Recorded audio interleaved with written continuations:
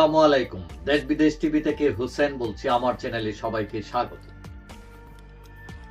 বাংলাদেশ এবং ভারত সীমান্তে উত্তেজনা চলছে এবং এই উত্তেজনার মধ্যে আজ 13 জানুয়ারি বিএনপি নেতা রিজভী বলেছেন যে শেখ হাসিনার যোগসাযোগে বাংলাদেশ সীমান্তের 160টি জায়গায় ভারত কাঁটাতারের বেড়া দিয়েছে। তো এখন তিনি এইটা বলে আরো বলেন যে শেখ হাসিনা একসময় বলেছিলেন যে দলের আওয়ামী লীগের অনেক নেতাকেই কেনা যায়, কিন্তু শেখ হাসিনাকে কেনা যায়। এখন রিজভী সেটাকে আবার খোঁচা দিয়ে বলছেন যে সবার আগে বিক্রি হন শেখ হাসিনা, ভারতের কাছে বিক্রি হয়েছেন সবার আগে তিনি। এখন তিনি কিভাবে বিক্রি হলেন এটার ব্যাখ্যা তিনি দেন নাই। এখন তিনি যে বললেন যে হাসিনার যুগ সাযুগে বাংলাদেশ সীমান্তের 160টি জায়গায় ভারত কাঁটাতারের বেড়া দিয়েছে, তাতে বোঝা যাচ্ছে যে হাসিনার পারমিশন নিয়ে ভারত এইসব কাজ করেছে। তো এখন কথা হলো যে হাসিনা কি বাংলাদেশের প্রধানমন্ত্রী নাকি ভারতের প্রধানমন্ত্রী? তিনি তো সরকারে নাই, তার কথায় ভারত চলবে কেন? ভারত শুনবে কেন? তার দেশের প্রধানমন্ত্রী নাই, তার দেশে স্বরাষ্ট্রমন্ত্রী নাই। এখন কথা হলো, একটা ওই কথা আছে যে যত দোষ নন্দ ঘোষ, মানে সবকিছুতেই শেখ হাসিনাকে জড়াই ফেলাটা মানে এখন একটা আর্ট, কৌশল।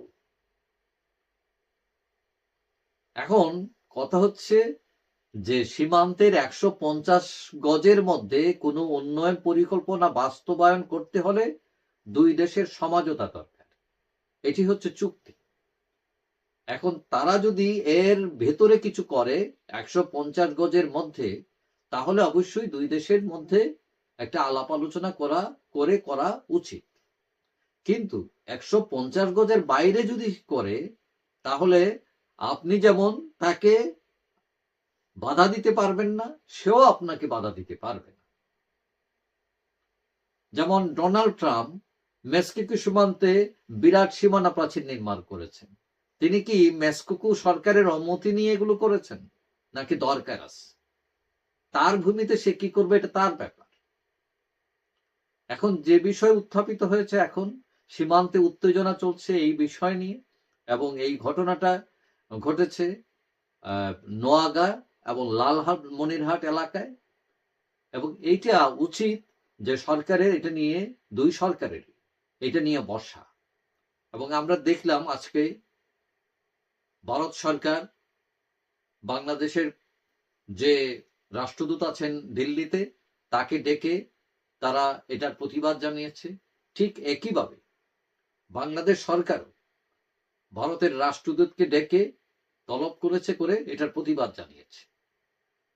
কথা হলো, দুইটা প্রতিবেশী দেশ কোনো সমস্যা উদ্ভব হলে সেটা আলাপ আলোচনার মাধ্যমে সমাধান হওয়া উচিত। আশা করি দুই সরকারই এটা বুঝবে, কারণ এই দুই দেশ বন্ধুপ্রতিম দেশ। যদিও 5 আগস্টের পর দুই সরকারের যে সম্পর্ক সেটা অনেকটা তলানিতে চলে গেছে। এটা কিভাবে উত্তরোত্তর বৃদ্ধি করা যায় সেই প্রচেষ্টাই থাকা উচিত। যাই হোক, সবাই ভালো থাকবেন। আশা করি দেখা হবে অন্য কোনো ভিডিওতে ইনশাআল্লাহ। আল্লাহ হাফেজ।